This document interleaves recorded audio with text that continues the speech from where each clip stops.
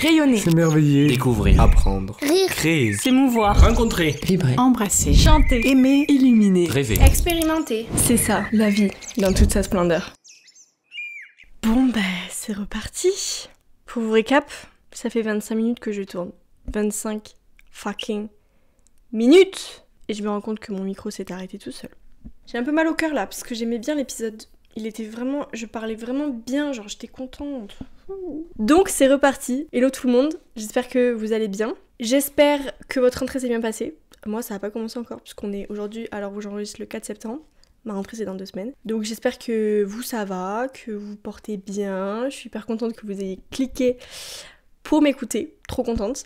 Donc aujourd'hui, comme vous l'avez vu dans le titre, on va parler de l'hypersensibilité. Qu'est-ce que c'est? Comment ça se manifeste? Voilà, qu'est-ce que c'est l'hypersensibilité? Du coup, le prochain épisode solo que je ferai donc dans un mois, lui ça sera est-ce que c'est un avantage ou un inconvénient? Enfin, est-ce que c'est une chance ou un peu un fardeau que d'être hypersensible? Pour commencer, je tenais à vous donner des définitions que j'ai trouvées sur internet sur les trucs de santé pour, voilà, que ce soit un peu plus carré. Déjà, la définition de l'hypersensible, je l'ai trouvée sur santé.fr, donc c'est un truc du ministère de la Santé, je crois. Donc, l'hypersensibilité se manifeste par une sensibilité très intense aux émotions, ressentis et intuitions. Une personne hypersensible sera davantage touchée du fait de cette très grande sensibilité et réagira donc de manière plus forte. Les hypersensibles expliquent souvent qu'ils reçoivent leurs perceptions, leurs émotions et celles des autres de plein fouet, un peu comme une bombe. Donc ça on en reparlera, c'est effectivement une des manifestations que je trouve très juste de l'hypersensibilité. Ils ajoutent c'est souvent épuisant pour eux et ça peut avoir tendance à agacer, gêner ou provoquer l'incompréhension de leur entourage. Comme par exemple, pourquoi tu te mets dans un état pareil, c'est juste une blague, un film, le bruit des travaux, une petite dispute, un regard,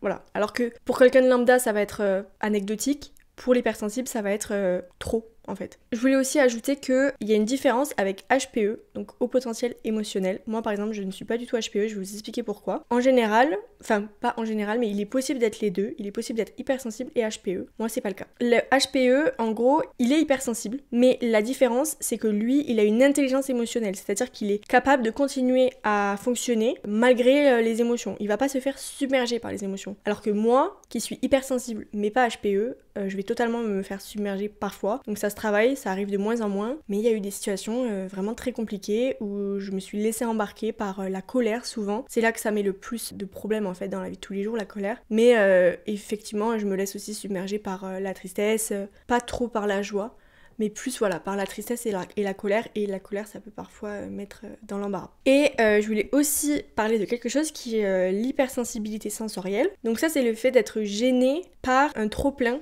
qui viennent d'un sens. Donc la vue, le toucher, l'ouïe, l'odorat et le goût.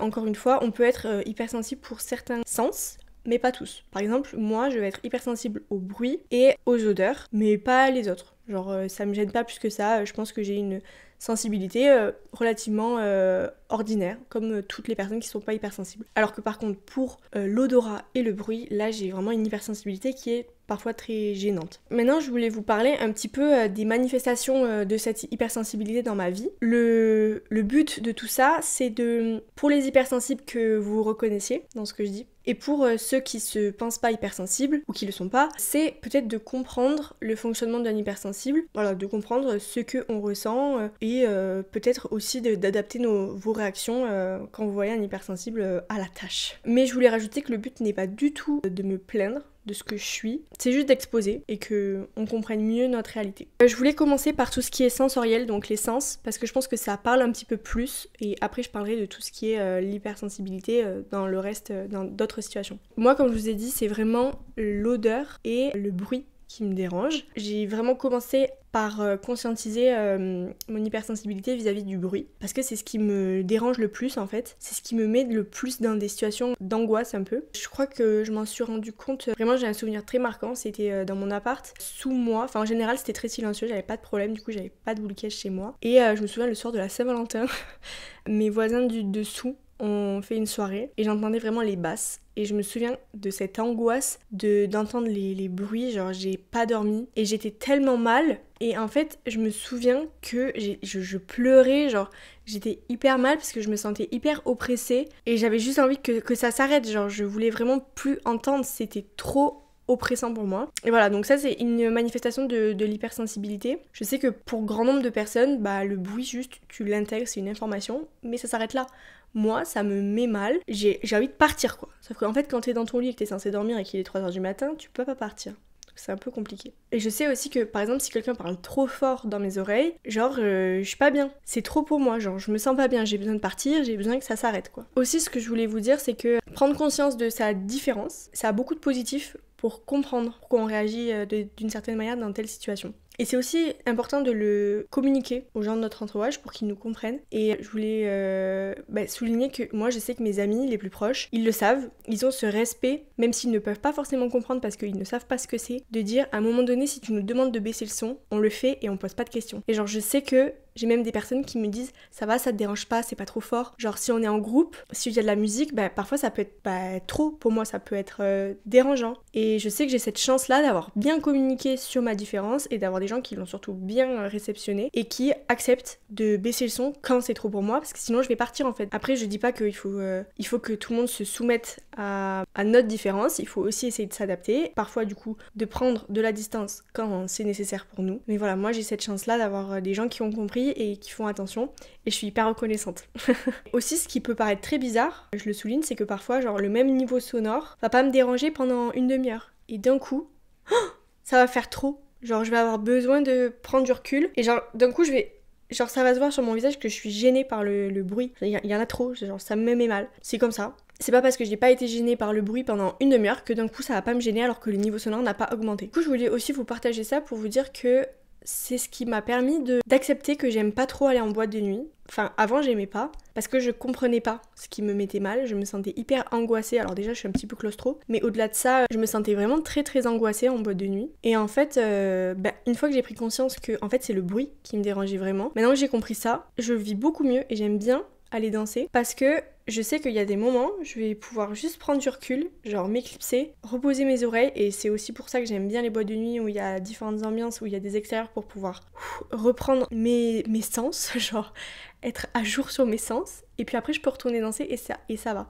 Mais ça, il faut se connaître, et il faut s'accepter, et ça facilite grandement les choses. Donc c'est aussi pour ça que je fais cet épisode. Et du coup maintenant je voulais vous parler des manifestations... Ah non, pas du tout. Je vous ai pas parlé de l'odorat. L'odorat, moi je sais que je m'en suis pas rendu compte pendant très longtemps en fait que j'avais cette hypersensibilité là. Même je vais vous dire que je m'en suis rendu compte à 20 ans. Donc finalement assez tard. Pourquoi ? Parce que j'ai une amie qui me l'a fait remarquer, tout simplement. En fait elle m'a dit, tu fais beaucoup remarquer quand il y a des odeurs. Et les odeurs vont énormément me déranger. Et je tiens à souligner que l'hypersensibilité au niveau des sens, ça veut pas dire que j'ai une meilleure ouïe, ou que j'ai un meilleur odorat. Pas du tout. Je n'ai pas de meilleure capacité, pas du tout. Par contre, ça veut dire que c'est comme si j'avais un curseur de sensibilité et le même bruit pour quelqu'un il va monter là et pour moi il va monter là et du coup mon agacement, ma gêne est à ce niveau-là. Et du coup j'ai une amie qui m'a dit en fait tu nous fais souvent remarquer quand il y a des odeurs. Par exemple, oh qu'est-ce que ça sent bon, si je sens un parfum, si je sens des fleurs, j'adore ça. Mais c'est surtout les odeurs désagréables forcément que je fais remarquer. Oh là là mais ça sent hyper mauvais, genre ça pue de ouf et tout. Et en fait je me souviens d'une fois, on était en cours du coup avec cette amie-là, la personne devant nous sentait énormément la transpiration. D'ailleurs va savoir comment à 8h du matin tu sens aussi mauvais mais c'est pas le sujet. Et donc j'ai passé 1 heure vraiment mais à me boucher le nez, genre j'étais tellement gênée, j'étais tellement mal, j'avais envie de vomir. Et du coup à la pause on a changé de place parce que moi c'était pas possible et elle était morte de rire, elle me disait mais genre on change de place pour ça. J'étais ah non mais là je ne peux pas rester là, genre je vais vomir en fait. Voilà, les odeurs ça me dérange beaucoup et notamment ma propre odeur, genre si je transpire je vais être en boucle sur ça, genre je vais que faire ça, je vais que sentir et ça va me mettre hyper mal et surtout très mal à l'aise aussi. Et je me souviens cet été en Espagne on est parti avec des copains et genre je faisais que dire ah non mais je pue, genre je pue. Et il y avait une fille elle me disait mais tu dis ça toute la journée alors que tu ne sens pas mauvais. Et j'étais là ah non mais si je pue. Moi ça me dérangeait beaucoup plus que n'importe qui en fait. Donc je suis hyper attentive à ça, genre je fais hyper attention à pas sentir, ça me dérange énormément. Pour finir sur les sens, je voulais vous dire que voilà, moi je vous ai parlé de l'odorat et de l'ouïe. Je peux pas parler du reste parce que ça ne me concerne pas, mais on peut aussi être hypersensible avec ces sens-là. Donc par exemple, le trop plein de lumière, quand c'est trop lumineux, quand il y a trop de soleil, ça va nous gêner. Une lumière trop blanche, ça va nous gêner. Et pareil, ça va nous mettre dans des états de malaise. Moi, je ne l'ai pas du tout. J'ai jamais de lunettes de soleil, ça me dérange pas du tout. Même quand je suis à la plage, j'ai pas de lunettes de soleil. Donc je suis pas du tout sensible à la lumière. Pareil, je suis pas sensible au toucher, mais ça peut être le fait d'avoir des habits mouillés, le fait qu'on s'approche trop de nous, le fait qu'on nous touche, le fait d'avoir des habits trop serrés. Voilà, ça peut être tout ça. Et c'est quoi le dernier sens? Oui, le goût. Le goût, ça veut dire que quand on va sentir un goût qui nous dérange, avoir une réaction que les autres vont trouver disproportionnée, de dégoût très, très importante, ou alors sentir les goûts de manière décuplée, donc quand c'est très bon, le vivre avec beaucoup plus d'intensité. Donc maintenant, je voulais vous parler des manifestations de l'hypersensibilité dans la vie de tous les jours, donc quand ça n'a rien à voir avec les sens. Je voulais commencer par faire un lien avec les sens. Pour moi, c'est la musique. La musique, moi, j'en écoute pas. Tout simplement parce que la musique m'embarque trop. Je suis trop sensible à la musique et donc j'en écoute pas pour me protéger. Pour en fait moins me fatiguer. Parce qu'il faut savoir que l'hypersensibilité c'est très fatigant, c'est beaucoup de charges. Si je peux m'éviter à un moment donné de me faire embarquer et d'avoir mes émotions qui vont me contrôler, je le fais, ça me facilite grandement les choses. Donc c'est pour ça que je n'écoute pas de musique, parce que une musique trop triste, ça va trop m'embarquer et je vais avoir l'impression que ma vie est horrible, genre. Une musique trop embarquante, genre, vous voyez, une musique que je ne peux pas écouter, c'est Le Trésor du film Le Comte de Monte Cristo. Donc c'est vraiment la musique du film où il arrive sur l'île, etc. Il trouve le trésor. Mais cette musique, elle est trop pour moi. C'est trop d'ambition, trop de grandeur. Et je peux pas l'écouter parce que ça me tétanise. Je me dis que ma vie, j'ai pas réussi à cette grandeur et ça me stresse et je peux pas. Une musique trop triste, je peux pas. Une musique avec quelqu'un qui est mort, je peux pas écouter, c'est trop pour moi. Mais je sais que j'avais parlé avec des abonnés qui me disaient que elles, au contraire, la musique c'est un échappatoire pour elles. C'est vraiment leur manière d'extérioriser leurs émotions et de les vivre au contraire. Moi, au contraire, extérioriser les émotions, vous inquiétez pas, ça passe par les pleurs, tout est extériorisé. Mais voilà, il y a des personnes pour qui la musique c'est un échappatoire, donc peut-être ça peut vous aider. Donc pour revenir sur les pleurs, il faut dire que pour un hypersensible, les pleurs, enfin en tout cas pour moi, je sais pas si c'est pour tout le monde pareil, mais pour moi les pleurs c'est une manière d'extérioriser toutes mes émotions. Et c'est là que ça peut être très surprenant pour beaucoup de gens, c'est que moi j'extériorise la colère, la tristesse, la joie, la déception, la peur, le stress, tout par les pleurs en fait. C'est-à-dire que quand je suis trop en colère, je vais me mettre à pleurer. Du coup, c'est un peu bizarre parce que je suis un peu ridicule. Quand je suis triste, bien évidemment, je pleure. Quand je suis très heureuse, je pleure. Et pour vous donner un exemple, si je suis avec des amis et que je leur dis j'ai vraiment passé un super moment avec toi, ou alors vraiment t'es une super rencontre, je suis hyper contente, quand je suis très amoureuse, quand je suis très reconnaissante, quand j'ai passé un super moment avec ma famille, quand j'ai vu quelque chose de magnifique, un bouquet magnifique, un coucher de soleil magnifique, ça va me faire monter l'émotion. Parfois je vais pleurer, je vais avoir les larmes qui coulent. Parfois non, je vais juste avoir l'émotion qui monte et je sais la canaliser et la faire descendre maintenant, mais avant c'était plus compliqué. Et ça se manifeste comme ça en fait. Et c'est vrai que ça j'ai tendance à le cacher, surtout les émotions positives, les larmes, parce que je sais que ça peut faire vraiment bizarre pour quelqu'un qui connaît pas d'hypersensible de me voir pleurer parce que je lui dis que j'ai passé un super moment avec lui. Genre c'est trop bizarre. Donc c'est vrai que je le cache, mais je le cache pas trop avec les personnes les plus proches parce que je sais que c'est open, je sais qu'il y a pas de souci. Mais c'est vrai que j'ai quand même pris l'habitude de le cacher un petit peu. Mais du coup les pleurs c'est aussi la manière d'extérioriser la tristesse, la colère, le stress, voilà. Il faut pas tout confondre parce que je sais que les pleurs, c'est souvent associé à beaucoup de vulnérabilité, ce qui n'est pas forcément négatif, et surtout de la faiblesse. Ça, c'est plutôt négatif pour le coup. Et en fait, moi, c'est quelque chose que j'ai du mal à supporter. Genre, c'est pas parce que je pleure que je suis faible, je pense être quelqu'un de très fort, au contraire. Mais les pleurs, c'est important pour moi, et en fait, c'est même pas que je le fais pour moi, en fait, ça sort tout seul, hein. Je contrôle pas, je pleure, voilà, c'est comme ça. C'est vrai que parfois, c'est un peu incompris, ça fait partie du truc, quoi. Ensuite, quelque chose d'autre qui est très important, c'est le fait qu'un hypersensible va ressentir l'émotion de quelqu'un d'autre comme si c'était lui. Mais même parfois plus que la personne concernée. Alors là, ça peut créer des situations très étranges pour la personne qui n'est pas hypersensible, qui va trouver ça très bizarre. Donc je m'explique, si quelqu'un vit un échec, quelqu'un qui me raconte un événement traumatique dans sa vie, quelqu'un qui me partage une joie, quelqu'un qui me partage quelque chose qui le met en colère, moi je vais vivre pareil que lui. C'est très très fatigant parce qu'en fait on est plongé dans des émotions qui ne sont pas les nôtres et ça se fait tout seul en fait. Je vais ressentir la chose. Vous imaginez bien que si j'ai déjà mes propres émotions à gérer, avoir à gérer les émotions de quelqu'un d'autre, ça fait beaucoup. On essaie de se protéger de ça, mais bon après on peut pas toujours. Genre si quelqu'un est déçu, quelqu'un me raconte une déception amicale par exemple, mais moi je vais le vivre comme si c'était moi qui avais perdu une amie quoi. Et je vais être soit très en colère si la personne elle a fait quelque chose qui me déplaît, soit très triste si ça s'est mal fini, pour x ou y raison. Je vais vraiment vivre intensément la situation. Et ça peut être très bizarre quand en fait je le vis plus que l'autre personne qui me dit non mais Capucine, en vrai ça va, hein, t'inquiète. Hein. Et moi je suis là, mais non mais ça va pas du tout. Mais ça, faut juste le savoir en fait. Et c'est aussi pour ça que parfois on peut donner de nous-mêmes, parce qu'on est souvent des très bonnes oreilles, on écoute très bien, on rassure aussi. Mais parfois on est obligé de se protéger et de prendre du recul parce que sinon ça fait trop. Et moi j'ai été confrontée à cette situation-là où j'ai eu des amis dans des situations très compliquées et j'ai dû prendre du recul parce que c'était trop. Après, ça veut pas dire qu'il faut utiliser cette excuse-là pour ne pas être là pour les autres. Pas du tout. Moi, je suis quelqu'un qui est, au contraire, très présente quand il le faut. Mais je me souviens de quelques fois, vraiment pas beaucoup, mais vraiment le strict minimum où je me suis dit là, il faut que je recule, quoi. Parce que là, je suis en train de m'enfoncer comme si c'était moi. Je suis en train de vivre quelque chose qui n'est pas à moi, en fait. Et ça, c'est pas bien pour moi. Encore une fois, pour savoir prendre du recul, il faut savoir analyser la situation et savoir s'écouter, quoi. Aussi, quelque chose que je voulais vous partager, c'est l'intolérance de l'injustice. Moi, je peux pas. D'ailleurs, c'est pour ça que j'ai fait du droit pénal. Je pense que ça fait vraiment partie de qui je suis, de ne pas pouvoir tolérer certaines choses. Quand je vois certains comportements humains, je vois le monde dans lequel on est avec certaines choses, évidemment, je vais pas vous les citer, mais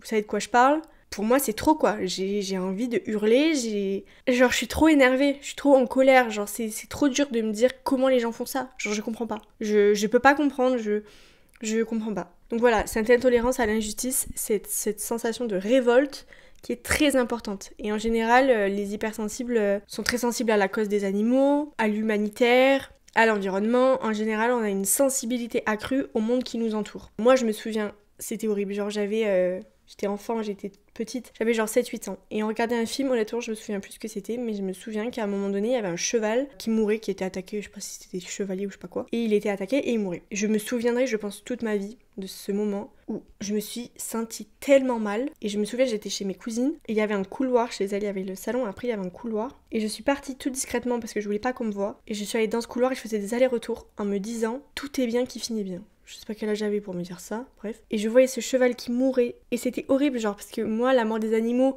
alors qu'ils sont pas du tout liés à quelconque conflit, c'est trop, en fait. Genre, quand je vois un cheval qui meurt dans un film, parce que c'est le cheval qui est monté par un chevalier ou... je sais pas, dans des films d'époque, ça me révolte. Genre, je peux pas supporter que l'animal qui n'est mais pas lié du tout à l'histoire, ou un enfant, genre, il a rien voulu, il a rien choisi, et il meurt, ou il est attaqué, ou il est violenté, c'est trop. Et les animaux, moi, c'est trop. Quand je vois ce que les gens ils font à leurs animaux, je peux pas, genre. Après, il y a pas besoin d'être hypersensible pour être très sensible à certaines causes, hein, c'est pas ce que je dis. Mais en général, ça va avec. Ensuite, une anecdote que je voulais vous partager, c'est une anecdote, genre c'est trop fun. C'est aussi la déception. J'ai beaucoup de mal avec la déception, je trouve que c'est quelque chose horrible, genre vraiment je pèse mes mots, je trouve ça très très dur, le fait d'avoir eu des attentes et d'être déçue, c'est horrible. Que ce soit pour moi ou pour les autres, je le vis très très mal. Et je vais vous raconter une fois, et c'est une histoire que j'ai pas digérée encore parce que je m'en veux énormément. C'est qu'une fois j'avais fait mon anniversaire et j'avais demandé un gâteau surprise, mais j'avais pas été assez claire sur les demandes que je voulais. Et il y avait un truc que je voulais pas et c'est le gâteau que j'ai eu. Et en fait à ce moment précis de ma vie, j'avais eu tellement d'attentes que j'étais extrêmement déçue. Et en fait je l'ai très très mal vécu et je l'ai très très mal exprimé surtout. Mais en fait je l'ai exprimé comme j'ai pu, avec ma différence, avec mon hypersensibilité. Mais en fait, pourquoi c'est passé? C'est passé pour un caprice d'une princesse qui refuse le gâteau qui n'est pas assez bien pour elle. Et surtout, quelqu'un qui fait une histoire pour un gâteau. Je le sais que c'est inapproprié. Mais en fait, cette déception-là, je ne l'ai pas du tout bien gérée. Et le pire, c'est que plus je voyais la situation arriver, plus je voyais à quel point mon comportement n'était pas approprié, et plus je m'en voulais, et plus je me disais mais tout le monde va croire que je suis une princesse, tout le monde va croire que je fais une histoire pour un gâteau, alors que moi c'était pas ça. En fait c'était juste l'émotion que j'essayais de process entre moi et moi. Je me plaignais pas, je voulais pas qu'on le voie, je voulais pas gêner qui que ce soit, je voulais pas mettre mal à l'aise qui que ce soit, je voulais pas mettre mal à l'aise ma mère qui s'en était occupée, je voulais juste moi gérer, sauf que j'ai pas réussi. Et ça s'est vu. Parce que quelqu'un m'a dit alors il te plaît? Et j'ai dit oui. J'étais lisible, on a compris, et je me suis mis dans des états et je m'en voulais tellement, je me disais mais c'est pas possible, tu peux pas faire une histoire pour un gâteau, genre c'est pas possible. Et en fait, c'est dans ce genre de moment-là que en fait on s'en veut énormément et ça passe pas socialement. Et c'est très compliqué, et je me souviens de quelqu'un qui m'a dit mais enfin tu te rends pas compte de la chance que t'as un gâteau et tout, et moi j'étais là mais c'est pas ça le problème. Y a pas de problème avec le gâteau en fait. In fine c'est juste que effet boule de neige, je me retrouve dans une situation dans laquelle j'ai pas du tout voulu être et vraiment il faut pas interpréter ma manifestation de mes émotions comme la manifestation de quelqu'un qui est ordinaire, qui n'a pas l'hypersensibilité. Il faut pas se dire si moi je réagissais comme elle, alors ça voudrait vraiment dire que je fais un caprice. Non, moi je réagis comme ça parce que j'ai une manifestation qui est bien plus intense. Mais en fait, in fine, j'étais pas catastrophée moi, hein. C'était pas très très grave pour moi. Ce qui était grave pour moi, c'était qu'on pense que je fais un caprice. Et ça, j'ai eu du mal à me pardonner en fait. Et j'ai eu beaucoup de mal à être sûre que ma mère ait compris en fait. Je voulais vraiment être sûre que ma mère ait compris que c'était pas ça. Elle m'a dit je sais que t'es comme ça, je le sais. Je le prends pas du tout personnellement, ne t'inquiète pas. Voilà. J'espère que cet épisode vous a plu. J'espère que j'ai été claire, que ça vous aura permis de comprendre ce que c'est qu'être un hypersensible. Et peut-être aussi d'adapter vos réactions si vous êtes un proche d'un hypersensible. Si vous êtes hypersensible, n'hésitez pas à l'envoyer à vos proches, à votre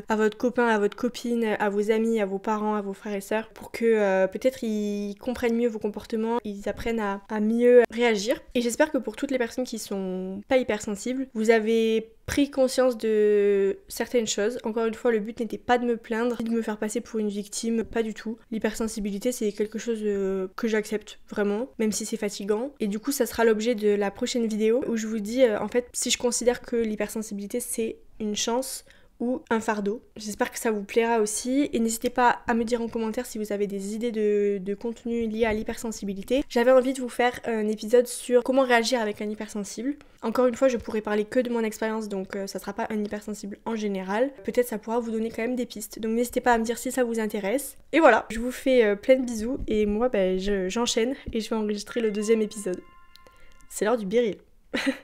Sur ce, je vous fais des bisous. Merci d'avoir écouté l'épisode en entier. Pour plus de contenu positif et déculpabilisant, rendez-vous sur Instagram et laisse 5 étoiles sur ta plateforme d'écoute si tu penses que ça le mérite. Abonne-toi si tu en veux plus. Partage-le à quelqu'un qui a besoin de l'entendre. Belle semaine à toi et surtout, n'oublie jamais d'être splendide.